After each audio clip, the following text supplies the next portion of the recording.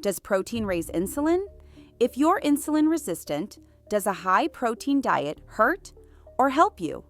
And how does this tie into your weight, your energy, or even your risk of diabetes? Let's be honest, nutrition science is confusing. One day, you're told to load up on protein to build muscle and feel full.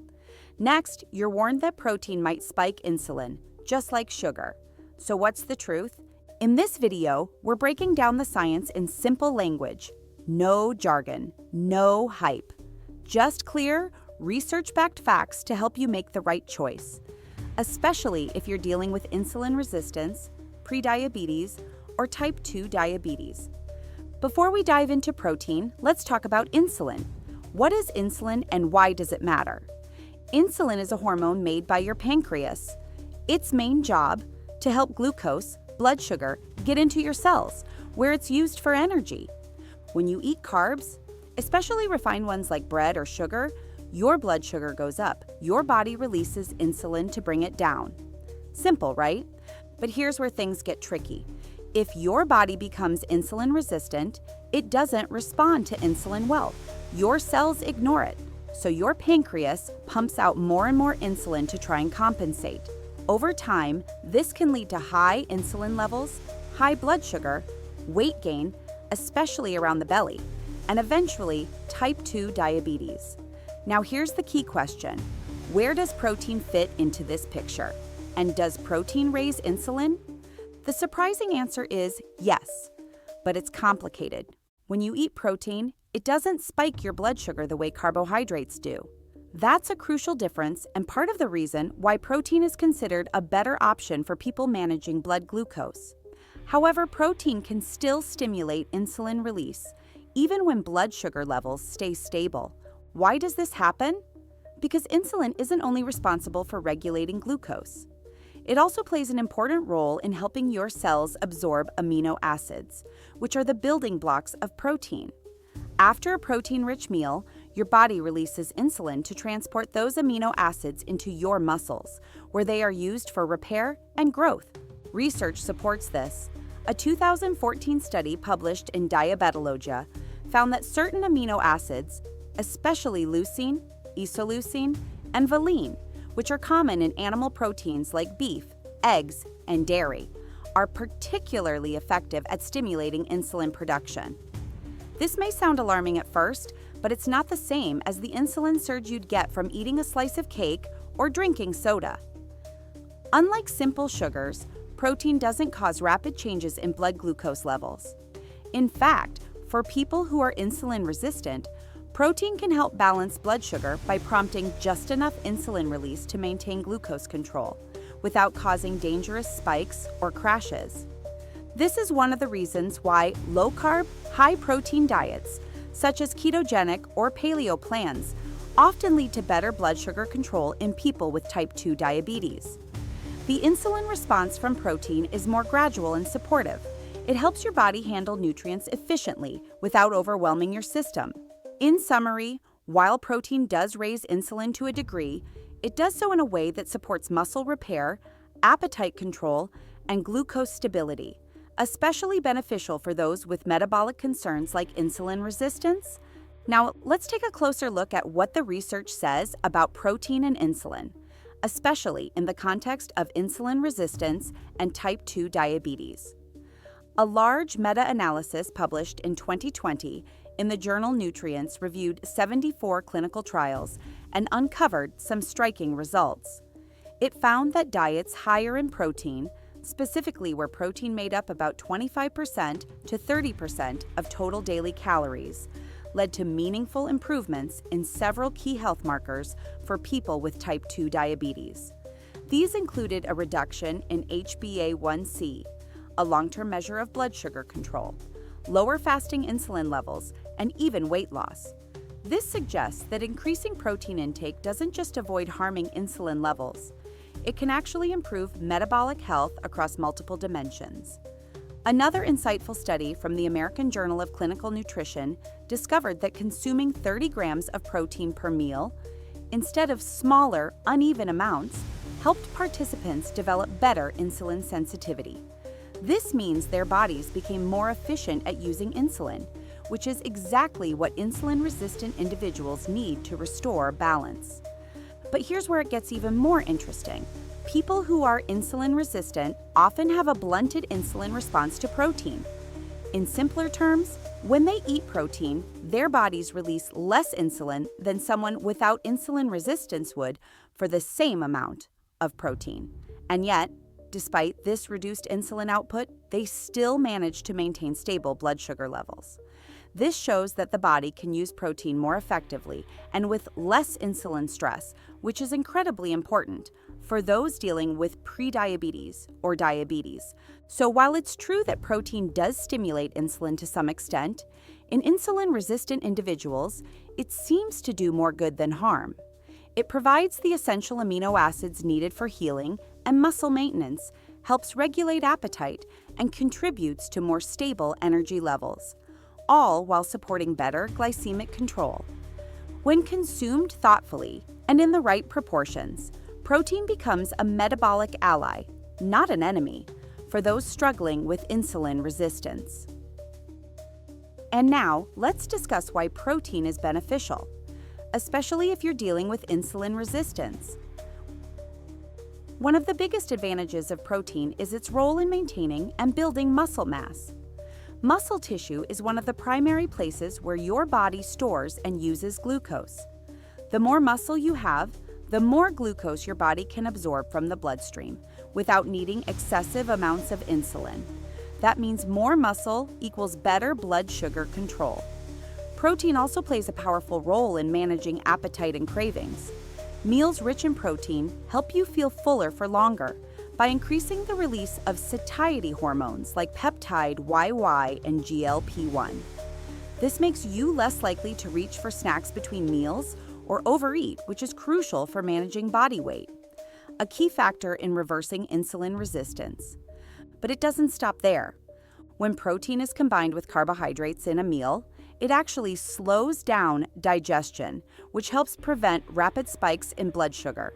This process, called gastric emptying delay, means that the sugars from carbs enter the bloodstream more slowly. As a result, your pancreas doesn't need to release a massive amount of insulin all at once. This makes protein a natural buffer against the damaging blood sugar spikes caused by refined carbs.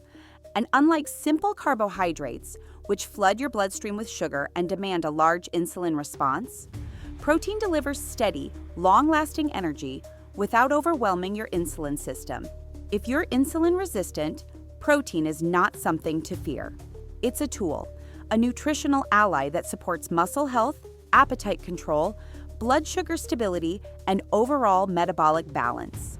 Are all proteins the same for insulin resistance? That's a great question, because not all proteins are created equal, especially when it comes to insulin response and metabolic health. Let's start with animal proteins like chicken, eggs, beef, and dairy. These are known as complete proteins, meaning they contain all 9 essential amino acids your body needs. They're especially rich in amino acids like leucine, isoleucine, and valine, which are known to stimulate insulin secretion. This means animal proteins tend to cause a slightly stronger insulin response than plant-based proteins. But remember, this isn't necessarily a bad thing. The insulin response from protein is generally balanced and doesn't lead to blood sugar spikes the way refined carbs do. Now contrast that with plant-based proteins like lentils, beans, tofu, and quinoa.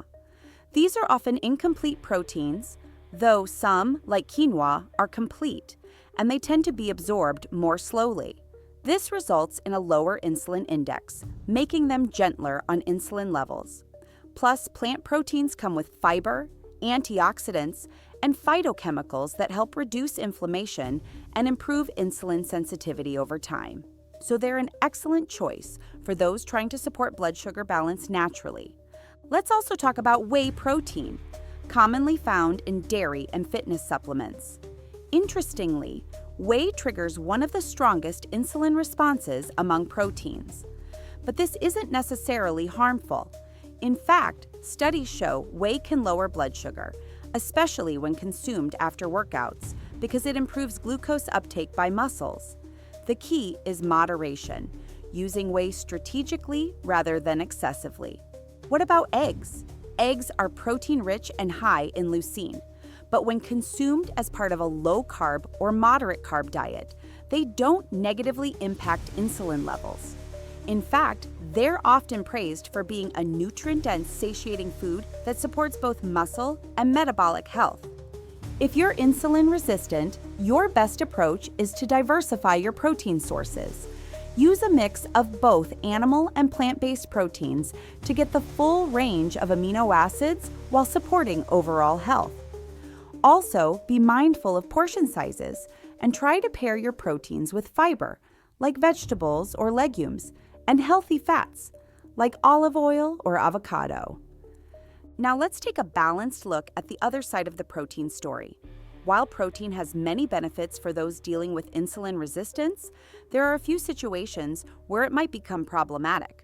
First, consuming too much protein, especially from red or processed meats, can increase insulin demand, particularly when it's combined with high carbohydrate meals. It's the combination of excess protein and refined carbs that creates trouble for your insulin system, not protein alone. Another important point, people with advanced kidney disease need to be cautious. High-protein diets can place extra strain on already compromised kidneys. If you've been diagnosed with stage 3 or higher chronic kidney disease, talk with your doctor or dietitian before increasing your protein intake. For most healthy individuals, though, protein is safe. Now let's clear up a common source of confusion: the insulin index. This index measures how much a food raises insulin levels. Some folks get alarmed when they see that protein triggers a moderate insulin response. But here's the key: just because insulin goes up slightly doesn't mean it's harmful. Many protein-rich foods raise insulin without raising blood sugar, and that's what really matters for insulin-resistant individuals. In fact, this mild insulin stimulation often helps stabilize glucose rather than cause spikes. Protein is most effective and safest when it's part of a low-carb, whole foods-based diet, rich in fiber and healthy fats.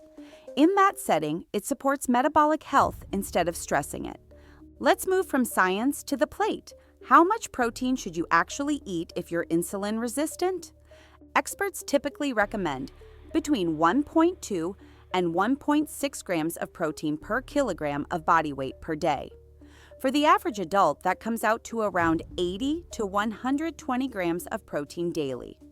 Now let's talk timing. Instead of packing all your protein into one big dinner, it's better to spread it throughout the day. Aim for 20 to 35 grams per meal to keep blood sugar stable and muscles supported. Here's a simple day of balanced protein. Breakfast, 2 eggs with a tofu scramble and spinach. Lunch, grilled chicken salad with olive oil and avocado. Dinner, salmon with lentils and sautéed greens. And here's an extra tip. Always try to combine your protein with non-starchy vegetables, healthy fats, like olive oil, avocado, or nuts, and a modest amount of slow-digesting carbs. What you don't want is to pair high-protein meals with sugary foods, soda, or white bread. That's when insulin spikes become harmful. So, does protein raise insulin? Yes, it does. But unlike sugar or refined carbs, the insulin response from protein is gentle, purposeful, and beneficial, especially if you're insulin resistant. Here's why. Protein doesn't raise blood sugar. It supports muscle growth, which helps improve insulin sensitivity. It reduces appetite and prevents overeating. It stabilizes energy and supports fat burning, and it helps your body process nutrients efficiently. In other words, protein isn't the enemy. It's a powerful ally in your journey to improve metabolic health and reverse insulin resistance. Don't be afraid of protein. Understand it. Use it wisely. Let it help you rebuild your energy, balance your blood sugar, and feel stronger every day. If you found this video helpful, give it a thumbs up and share it with someone who needs guidance on their health journey.